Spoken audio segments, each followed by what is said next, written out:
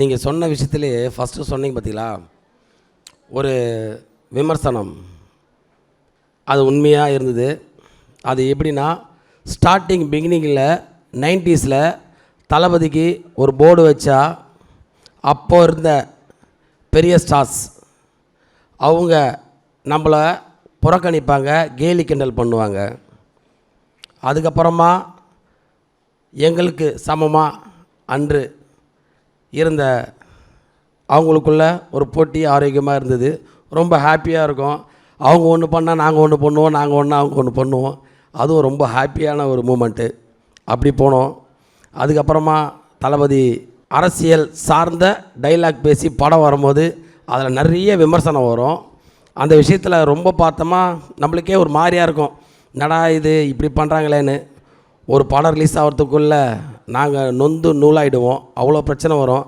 அப்பயும் அந்த விஷயத்தை எதிர்கொண்டு எல்லாத்தையும் தாங்கிக்கிட்டு அண்ணன் கூட தைரியமாக நின்னோம்.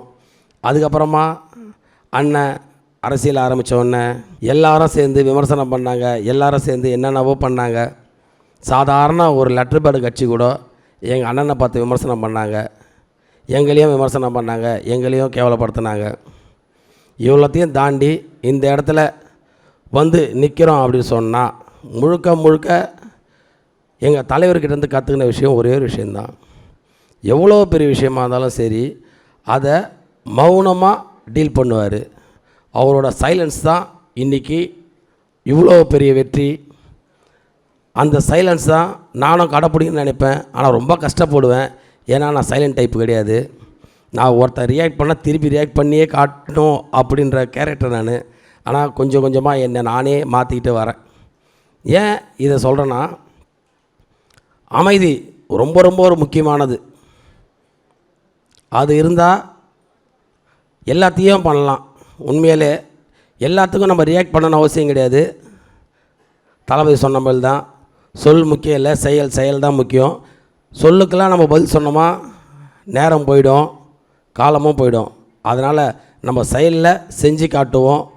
இன்றைக்கி ராயபுரம் சட்டமன்ற உறுப்பினராக நான் இங்கே இருக்கேன் அப்படின்னா இது முழுக்க முழுக்க எங்கள் அண்ணன் தளபதி விஜய், தமிழக முதல்வர், அவரால் இந்த இடத்துல நான் நிற்கிறேன். அதை தாண்டி வேறு எதுவும் இல்லை.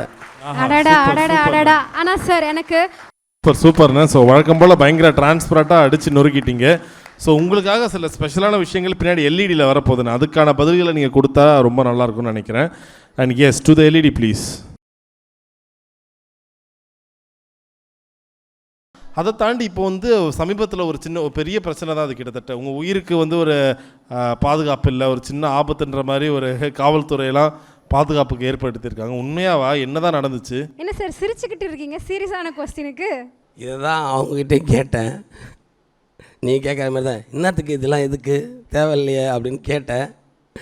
இப்போ வரைக்கும் அந்த கேள்வி எனக்குள்ளேயே இருக்குது. அது எதுக்குன்னு உண்மையாக சொல்கிறேன். கேட்டேன், சீரியஸாக கேட்டேன். அதோ இப்போ கூட இருக்கார், எங்கே அதோ பாருங்க அங்கே நிற்கிறாரு.